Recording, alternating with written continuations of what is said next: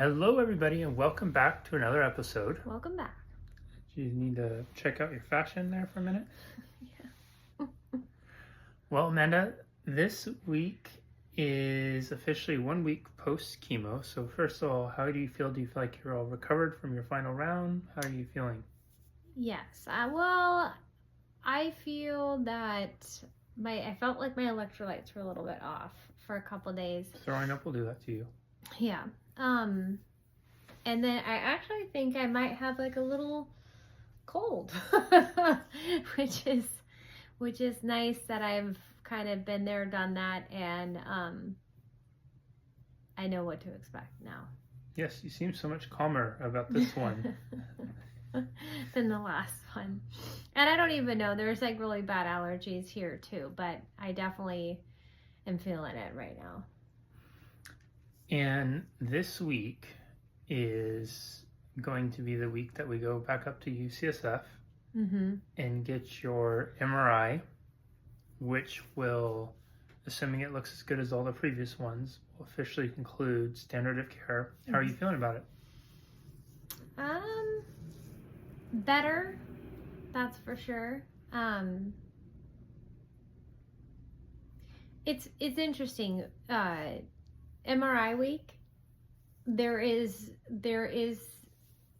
some version of like, it is what it is, so I actually don't get stressed out this week. The other weeks, yes, if there was something I could have changed or whatever, but at this point, I'm assuming it's just not gonna do something massive in the next couple days, and and then I'm at UCSF, and if anything happens, I'm in a great spot. So, do you feel optimistic or confident that it's gonna go well? Yeah, I really do. Like I feel good, and I'd be shocked if they came back like not having, or like having something, but that's just kind of like the game of this. It's like every other month we get MRIs, and it is what it is. Then the clock ticks again. Yeah, we're very much living life in little 2-month increments. Yeah. We are going to do your MRI on Friday. We'll post an update to your GoFundMe right after we get the results, just like we have in the past, and then we will post the results to social media the next day, which will be Saturday. Once we're all done with that, what are you looking forward to? Probably taking like a really long nap. Like a really long nap. I really am bad at napping, and gosh, I might use some THC just to like take like a really, really good nap. I usually only do that at night. Well, I'm excited to see some friends that are coming into town. So that's exciting. Seeing my coworkers and really kind of inching my way back to some version of normalcy, and whether or not, which I am very hopeful that I'm going to go back to work part-time. And Sedona. I'm excited to go to Sedona for my almost 1 year diagnosis. Yeah, we might have to organize some sort of meetup for folks in Arizona when we're there. There we go.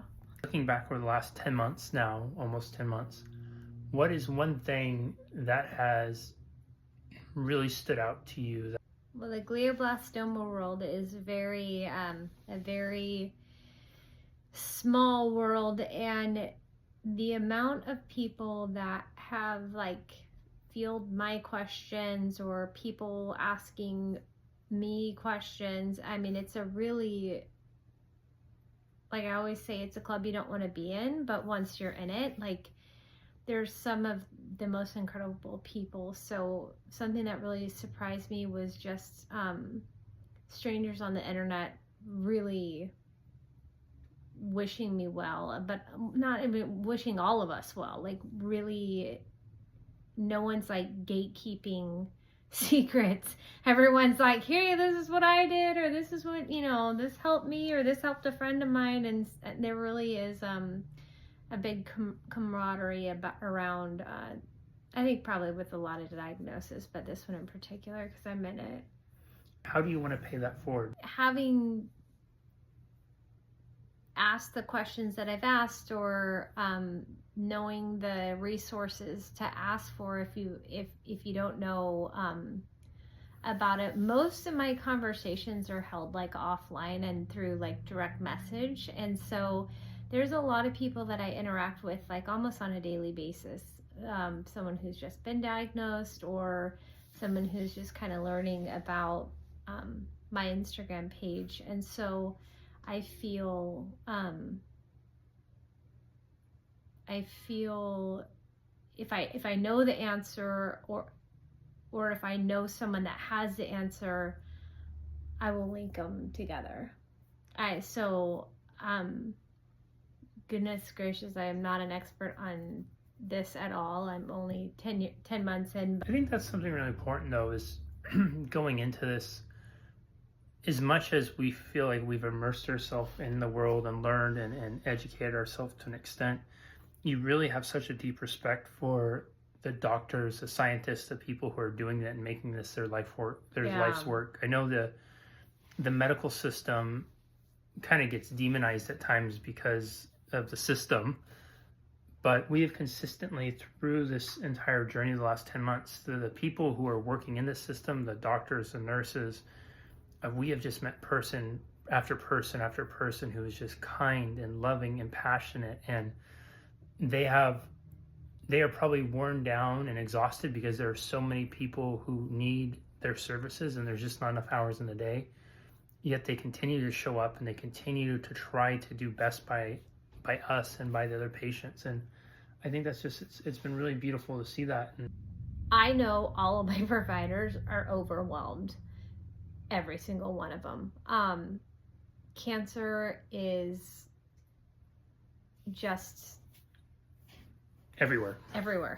And even though we are going to some of the best schools, they're taxed, and I see it in their faces sometimes, not like towards me, but just going from room to room and trying to be present with every patient. And I see it, and I there's part of me that's like, oh my gosh, like I really want to kind of be the easy patient, because they don't have a lot of those. I'm very thankful to all the scientists, to all the doctors, to anybody in the medical field, the nurses, the LVNs, all of it. And it all has really led up to this moment of, standard of care is hopefully over, and I get to just say goodbye for a little while, the treatment, hopefully forever. But I'm thankful that I have encountered the pretty incredible people who are my team. But I know that even though standard of care is over, I still am going to see Dr. Taylor, which is my neuro-oncologist, at least every other month. And I am going to see now who's kind of taken a back seat, but who's now going to be like my most frequented practitioner is going to be Dr. Lapidus, because now that standard of care is over, we're going to try to get me as healthy as I can. Yeah, and we'll definitely, as you go into these new kind of whole person approaches afterwards, we'll definitely share what you're doing. Yeah. The rationale why we're doing it. And maybe we'll be able to get some of your doctors to pop in and have conversations with us on some of these. I think there's a few of them that probably be pretty open to it. Very much. Cheers to Friday. And then next time we see you also, again, Amanda's MRI is Friday, March 14th. We will post updates onto, just like we have in the past, update that day on GoFundMe, her GoFundMe page. And then we'll post it onto social media the following, probably Saturday morning-ish sometime. and we are super hopeful it'll go well. We are planning to go to Arizona sometime in early May. So if you're in the Arizona area, we might do some sort of meetup afternoon or something like that, just to be able to get together and see so many of you. It would be really wonderful. And we are just immensely, as always, so tremendously grateful for you.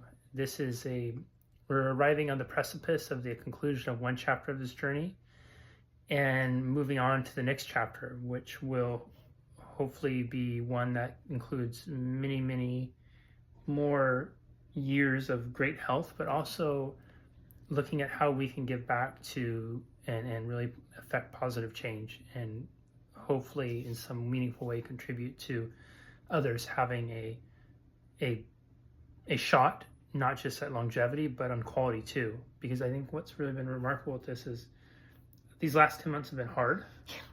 Yeah. And I don't know about you, but I am fucking so exhausted. I'm tired too. But, our lives have been simplified so much. Mm-hmm. But I feel like we've enjoyed more of the simple things. Yes. And it's kind of a nicer way of living. Yes. All right. We love and appreciate you. And we will see you all later this week with an update. Bye. Bye.